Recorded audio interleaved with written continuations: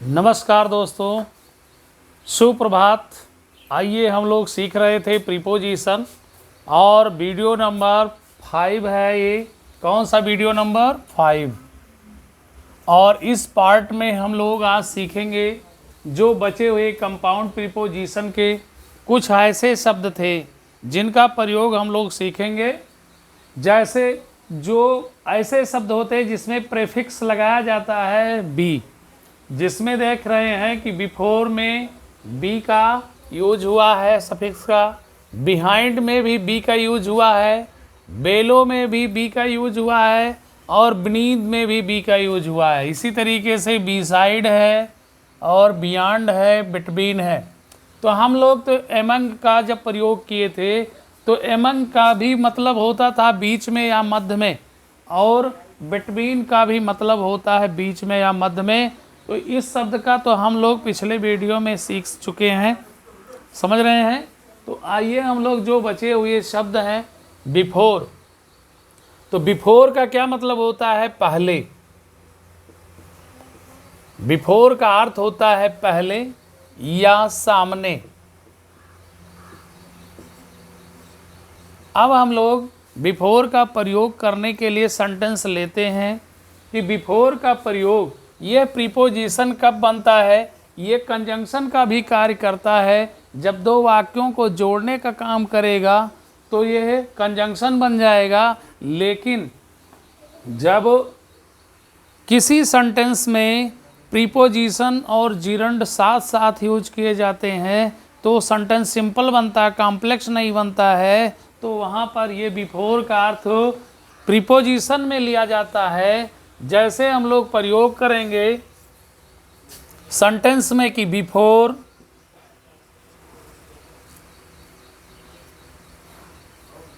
Eating food, भोजन खाने से पहले, आई वेंट टू होम, मैं घर गया। तो बिफोर ईटिंग फूड, भोजन खाने से पहले, आई वेंट टू होम, मैं घर गया। तो यहाँ पर देख रहे हैं कि जो बिफोर का अर्थ है यहाँ पर पहले हुआ है। अब आप ध्यान देंगे कि यहाँ पर जो आईएनजी जुड़ा हुआ है ईट में, ये आपका जीरंड बन गया। क्या बन गया? जीरंड। अब जीरंड कैसे बना? जब क्रिया के अंत में आईएनजी का अर्थ ना ने नी हो जाए तो भोजन खाने यानी खाने से पहले, भोजन खाने से पहले। तो यहाँ पर ये बिफोर आपका प्रीपोजिशन हो गया जिसका अर्थ पहले है, और आईएनजी का यहाँ पर अर्थ हो गया खाने, जिसमें ने शब्द आया तो ना नी ने जब आईएनजी का अर्थ होता है तो वह जीरंड होता है। ओके, तो यहाँ पर ये प्रीपोजिशन का काम किया है। अब कभी कभी ऐसा भी यूज करते हैं कि he is standing, he is standing before me, वह मेरे सामने खड़ा है। He is standing before me, वह मेरे सामने खड़ा है।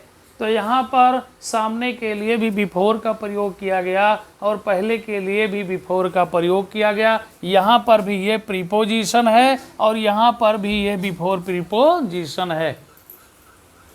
तो इस प्रकार अब हम लोग चलते हैं बिहाइंड की तरफ। बिहाइंड शब्द का प्रयोग लेंगे प्रीपोजिशन।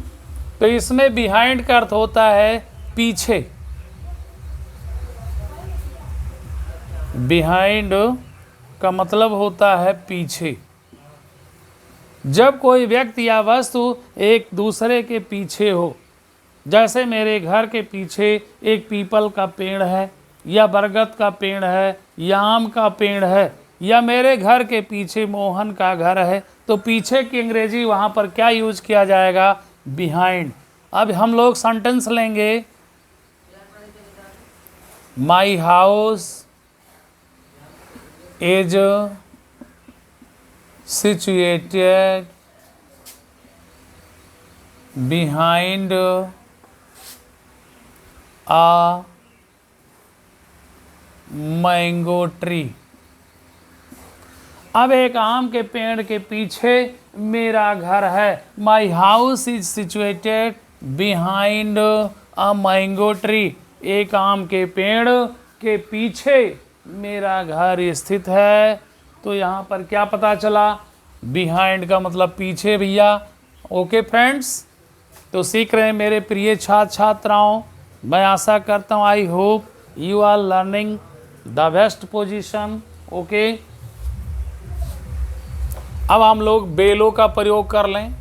बेलो का अर्थ होता है नीचे। बेलो का अर्थ होता है नीचे।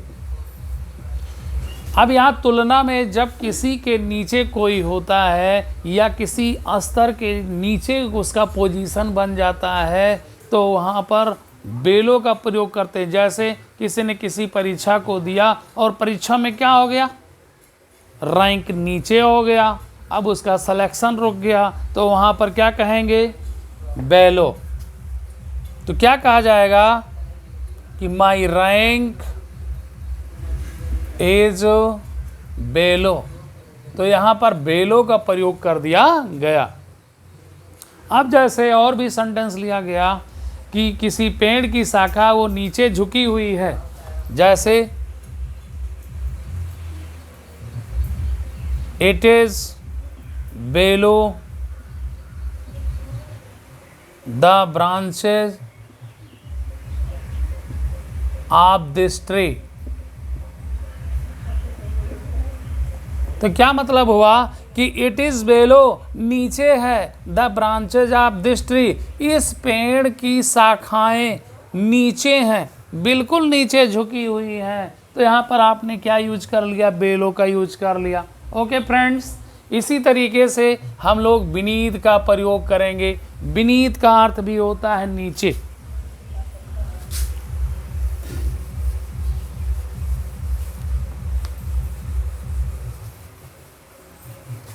आई होप, मैं आशा करता हूँ कि मेरे प्रिय छात्र छात्रों और मेरे मित्रों, आप सभी लोग बड़े ही आनंदपूर्वक और अच्छे से सीख रहे होंगे, क्योंकि डीपली ही सीखना ग्रामर का ध्येय होता है। आप किसी के द्वारा बताए गए एक दो वर्ड को अगर लेंगे, 2 4 10 20 वर्ड को यूज करेंगे तो वो डीप नहीं कहा जाएगा। डीप तो तब कहा जाएगा कि शुरू से और अंत तक उसका सीख लिया जाए। तो इस प्रकार इस वीडियो में आप देखेंगे कि मैं एक पार्ट को चलता हूँ, एक वीडियो में नहीं ख़त्म होता, तो 2 2 4 4 जब तक उसके अंत नहीं होते हैं तब तक हम लोग चर्चा करते रहते हैं। इस प्रकार आप लोग मेरे वीडियो को सीखते रहिए और खूब आनंद पूर्वक पढ़ते रहिए। डीप नॉलेज लीजिए किसी भी चीज़ का है ग्रामर में। ओके फ्रेंड्स, तो यहाँ पर हम लोग अब बीनीथ का प्रयोग करेंगे। बीनीथ का भी अर्थ होता है नीचे।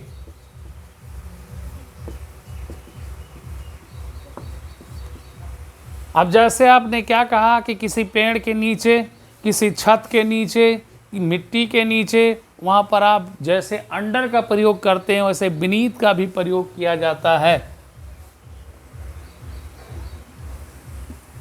My book is kept under this slab। मान लीजिए मेरा किताब नीचे गिर गया, नीचे रख दिया गया है। किसके नीचे, कोई तख्त है, स्लैब है, और उस स्लैब के नीचे हो गया। तो जैसे अंडर का प्रयोग करते हैं वैसे बीनीथ का भी प्रयोग यहाँ पर कर सकते हैं। बीनीथ, तो बीनीथ का प्रयोग कर लिया आपने कि my book is kept beneath this slab. या आप ये भी कह सकते हैं बीनीथ का प्रयोग के लिए कि जैसे वर्षा की बूंदें पृथ्वी पर नीचे गिर रही हैं आकाश से, तो क्या कहेंगे,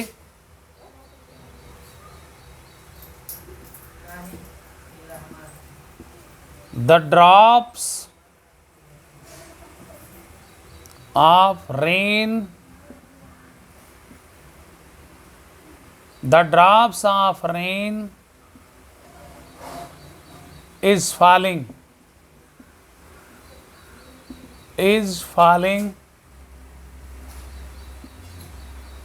beneath नीचे, वर्षा की बूंदें नीचे गिर रही हैं, तो द ड्रॉप्स ऑफ रेन, यानी वर्षा की जो बूंदें हैं वो कहाँ पर गिर रही हैं? फॉलिंग बीनीथ, नीचे गिर रही हैं। ओके फ्रेंड्स, तो यहाँ पर आपने क्या कर दिया? बीनीथ का प्रयोग कर दिया। अब हम लोग चलते हैं किसके प्रयोग में? चलेंगे बिसाइड। बिसाइड का मतलब होता है बगल। क्या होता है? बिसाइड का मतलब होता है बगल।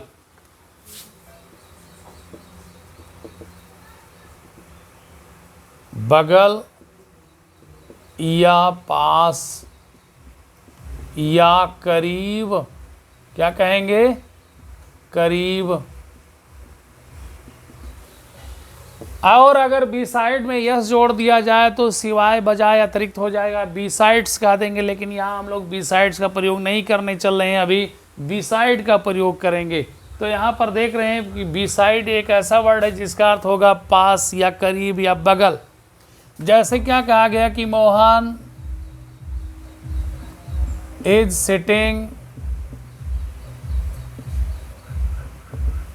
बी साइड मी, मोहन मेरे बगल बैठा हुआ है। बी साइड मी, मोहन मेरे बगल बैठा हुआ है।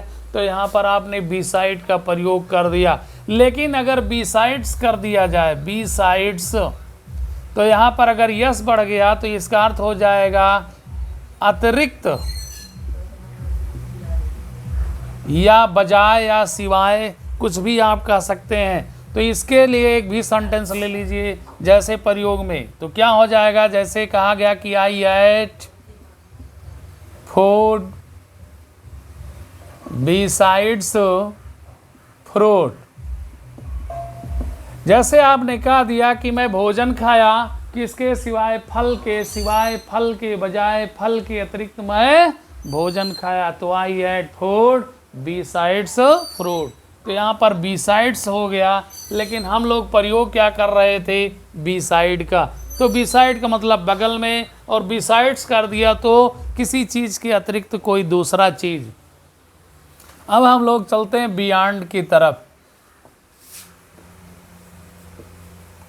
बियॉन्ड का मतलब होता है के परे, यानी किसी चीज़ के परे हो या बहुत दूर हो जिसकी हम कल्पना नहीं कर सकते हैं। जैसे कह दिया गया कि he is fat,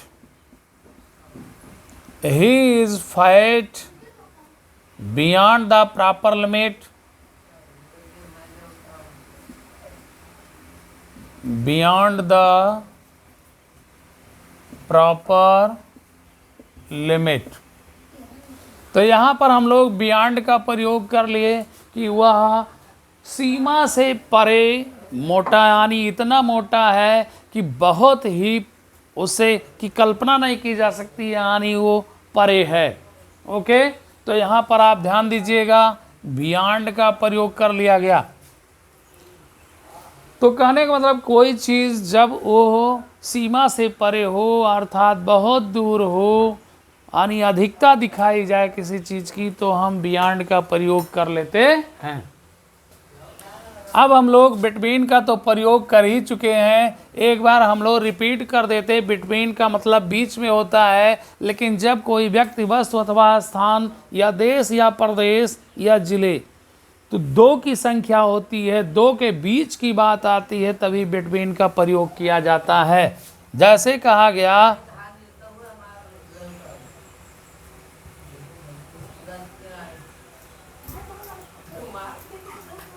war started between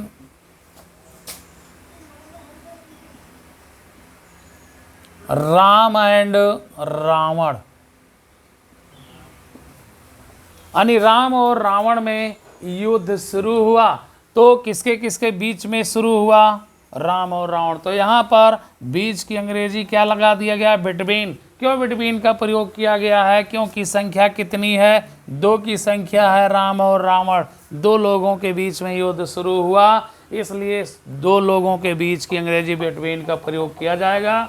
तो हम लोग अभी तक पढ़ रहे थे कि जिस शब्द में प्रीफिक्स बी जोड़ा गया था, ऐसे जितने कंपाउंड शब्द थे प्रीपोजिशन के उनका हम लोग प्रयोग किए। अब कुछ बचे हुए कंपाउंड प्रीपोजिशन है जिसमें विदिन है, विदाउट है, इनसाइड है, आउटसाइड है और अंडरनीथ है। तो इन सभी का हम लोग प्रयोग करेंगे। तो आइए हम लोग देखते हैं कि विदिन का मतलब क्या होता है। ये समय दिखाता है, और जब एक निश्चित समय के पहले कोई कार्य हो जाता है तो वहाँ पर विदिन का प्रयोग किया जाता है। तो आइए हम लोग इस पर चलते हैं, एग्जाम्पल लेते हैं। विदिन ये क्या दिखाता है? समय। समय दिखाता है, जैसे मान लीजिए कोई 1 महीने तक आएगा तो तक ना कह करके 1 महीने से पहले आ जाएगा, तो समय दिया गया 1 महीने का, लेकिन विदिन का प्रयोग कर लिया गया कि Mohan will come within 1 month. तो यहाँ पर 1 महीने के अंदर ही वो आ जाएगा, यानी 1 महीना बीतने नहीं पाएगा, 1 महीने से पहले, समय से पहले ही वो आ जाएगा, यानी 1 महीने से पहले ही मोहन आ जाएगा। तो विदिन का प्रयोग तब करते हैं जब किसी समय का बाउंड किया जाए और समय से पहले कार्य का होना पाया जाए, तो विदिन का प्रयोग किया जाता है। ओके फ्रेंड्स, जबकि इनका प्रयोग अगर समय के लिए किया जाता है, किसका प्रयोग? इनका, तो अंत दिखाता है। समय अंत दिखाता है, ठीक है ना? तो समय का अंत दिखाता है। अगर हम लोगों ने कह दिया कि Mohan will come in 1 month, Mohan 1 महीने में आएगा, तो इसका मतलब हो जाएगा कि मोहन 1 महीने के अंत तक आएगा। कब तक आएगा? अंत तक आएगा, यानी 28वें, 29वें, 30वें दिन तक आएगा। ओके फ्रेंड्स, तो यहाँ पर आपने विदिन का प्रयोग सीख लिया है। अब हम लोग विदाउट का प्रयोग सीखेंगे। विदाउट का मतलब होता है बिना। अब हम लोग डायरेक्ट इसका सेंटेंस ही ले लेते हैं। जैसे कहा गया कि मैं मोहन के बिना भोजन नहीं खाऊंगा। I shall not eat food without Mohan.